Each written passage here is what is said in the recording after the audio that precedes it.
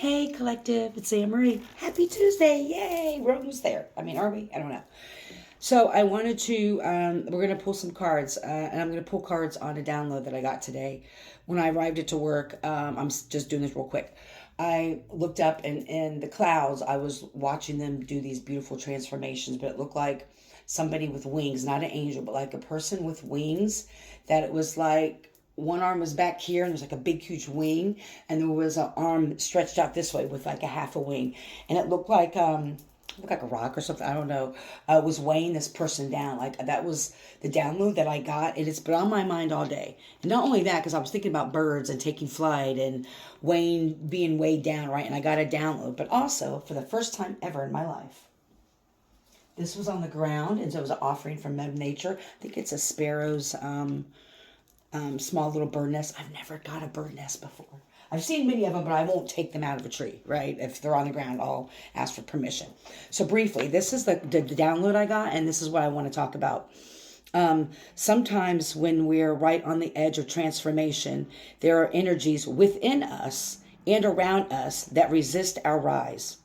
It's that moment when your soul is ready to expand, but fear, doubt, and old patterns or beliefs try to anchor you to what's familiar. But remember, the pull isn't meant to stop you. It's showing you now. It's showing you how close you are to breaking through. And this is the internal piece, right? And so when I was talking to Spirit and meditating about it, I have some other notes here, but I might refer to. When I was talking to Spirit about it, it's, yes, there's always going to be energies around us, when we're trying to take flight, when we're metamorphosizing, when we're changing, when we're trying to live our lives in different ways. There's always going to be a resistance, especially to the people that have known us, that we've usually been around, right? Oftentimes when we are called to grow within our lives, to look at ourselves, to face our own doubts and fears, to face our old patterns or beliefs that have held us back, it becomes challenging because, like I said last night, in my opinion, the 3 reasons why people stay in those situations is due to fear, the obligation, or the hope of a situation, right? And also, growth is lonely when chaos has been your company. Oftentimes when people transform and try to grow, they're feeling weighed down by the people around them.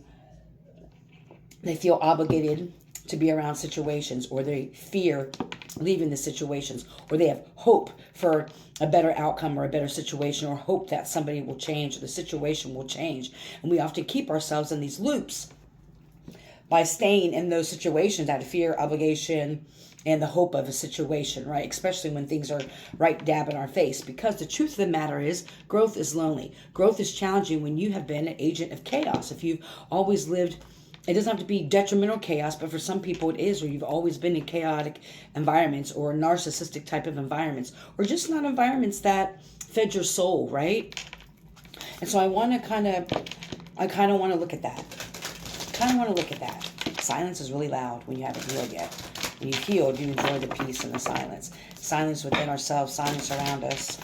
What do we need to know about this change, about this growth, this lonely and the chaos, about feeling held down, feeling weighed down, like you're getting ready to take flight, but there's some doubt. There's a familiarization of old patterns and beliefs that sometimes pull you back down. It's like you're on the brink of the edge, like the fool card. You're ready to take flight. You're ready to go on the fool's journey of healing and growth, but something just keeps pulling you down. Or you feel like something's holding you back, or every time you get ready to take flight, it's just like, boom, a false flight or something like that. So let's just see what Spirit has to say. Oh, well, I wasn't expecting that. Okay. Number 37, which is 10, anger. Restoring boundaries and reclaiming balance. Ooh, and that's interesting because last night I did the triangle, talking about you being the triangle.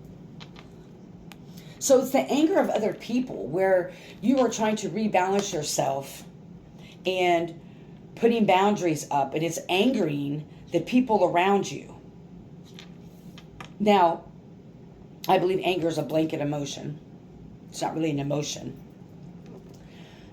There's 9.99 times out of 10, there's something underneath there. That's the hard part of really admitting to ourselves. When we say we're really angry about something, usually it's envy, jealousy, feeling less than, not feeling seen or heard. There's always something underneath anger, and it takes a pretty deep dive to figure what that is. But these individuals that I was sensing something more internally for you, but what Spirit was guiding me with this is that there's people that are probably angry, if you will, around you for trying to take flight, for you trying to change.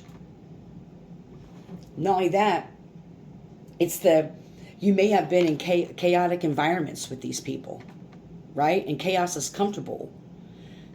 When we are trying to do something new, when we are creating new versions of ourselves, our healed versions, our enlightened versions, it's difficult because when we are so used to being around certain people, right? Always having things to do or being around certain people, and maybe you weren't, but when you start to cut people off or remove people, or when you start setting boundaries, people get really angry. And for some people, like, hey, you're supposed to be my family or my good friend. Like, how can you be angry and I'm doing better in my life? And the people are pissed off. And they're the rock I saw in the clouds today, pulling you down. Like, no, you don't want to heal. It's lonely. And it's lonely because you end up having to remove people, or people remove themselves. They slowly drift away out of your life, right? What does the collective need to know about this, though, Spirit?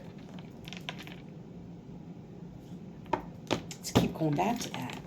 The conflict. Number 28, which is 10. And so this is 10. This is 11.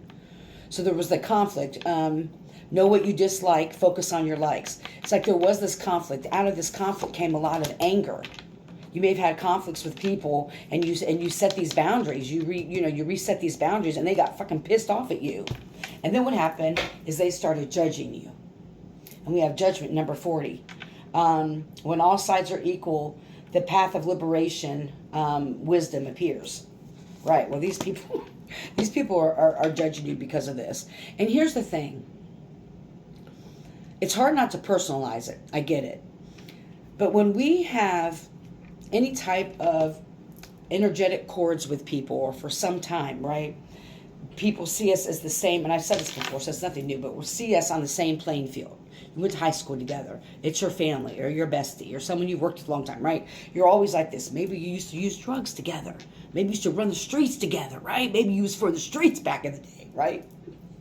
So you're always like this. Then you grew. You're like, you know what? I can't do this. I'm ready to take flight. I'm ready to, I know there's something better. Maybe you started having an awakening. Something, usually, not all the time, but usually a traumatic event triggers people's awakening. Not all the time, but sometimes it does. Or something was triggered from your past and it created awakening. So something happened and you're like taking flight now. You're like, I'm done with this shit. The people that were down here with you don't like that shit. Some will write as vacation. It's their own path. But if you can do it and they're not doing it, what does it say about them? And it's not a dig on them, but this is their mindset. And so they're going to say and do things to kind of get you to remember the past, to make you feel familiar, right? The loneliness does get deep. When you start going on this path, everything will come back, everything not come back to you like old people, but you will be reintroduced to what's meant for you in a better light, right? But there's that space, and I talked about that last night. But anyway, and so these people are having anger, and they're starting to judge you for it, right? This is what's possibly preventing you from taking that final leap, from actually transitioning, right? From taking flight, is the perceptions of other and how they're projecting it onto you. This is just something for you to be aware of, and maybe you take a look at how you internally prevented yourself from taking flight due to fear, obligation, or the hope of a change of a situation, or the others around you that just don't like this growth on you, right? Because they're used to the chaos and they want you to be comfortable in the chaos as well. Be healthy, be happy.